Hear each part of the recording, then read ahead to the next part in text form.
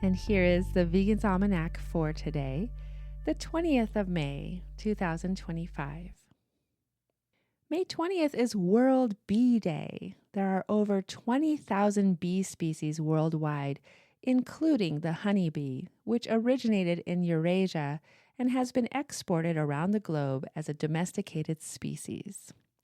In North America, there are approximately 4,000 native bee species occupying ecosystems from forests to deserts to grasslands. Bees feed exclusively on sugary nectar and protein-rich pollen from flowering plants, unlike the carnivorous wasps from which they evolved.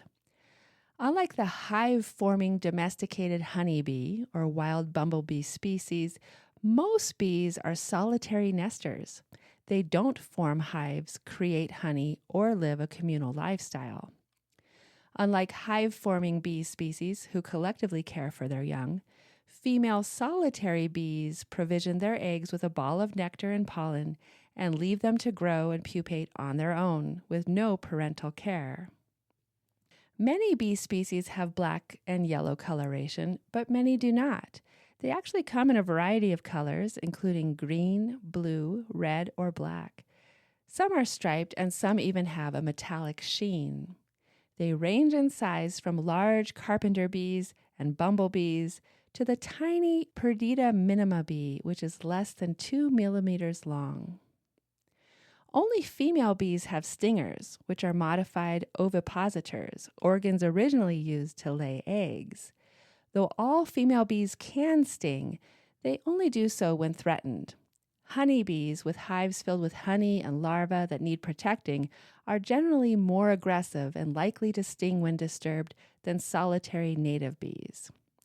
Honeybees make honey as a food source, particularly to sustain them during the winter when flowers are scarce and foraging is difficult.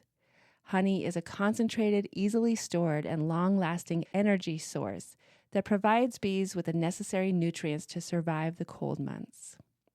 A bee produces about 1/12 to 1/8 of a teaspoon of honey in his lifetime. As they forage, bees perform the critical act of pollination. As a bee enters a flower to feed on nectar and gather pollen, some of the pollen sticks to the bee's body.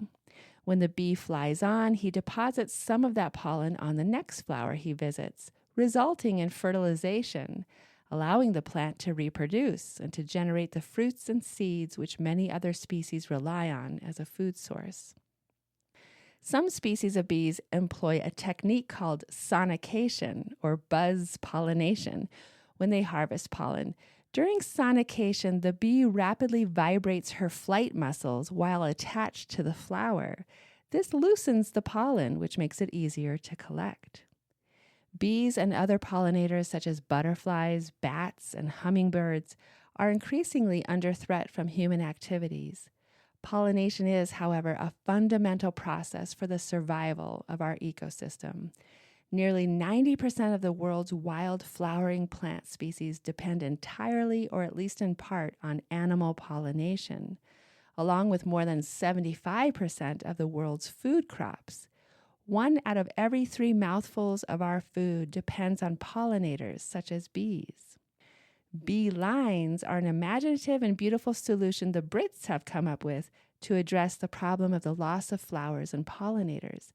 Bee lines are a series of insect pathways running through the countryside and towns. They link existing wildlife areas together. As with any animal agriculture, introducing non-native species into an ecosystem crowds out native species.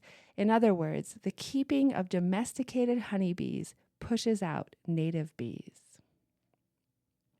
And here is a poem for today, Morning Song of the Bees by Louisa Alcott.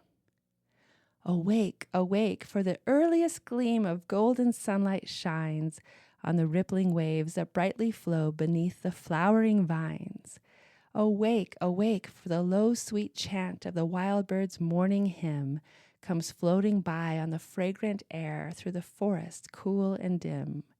Then spread each wing and work and sing through the long bright sunny hours, O'er the pleasant earth we journey forth for a day among the flowers.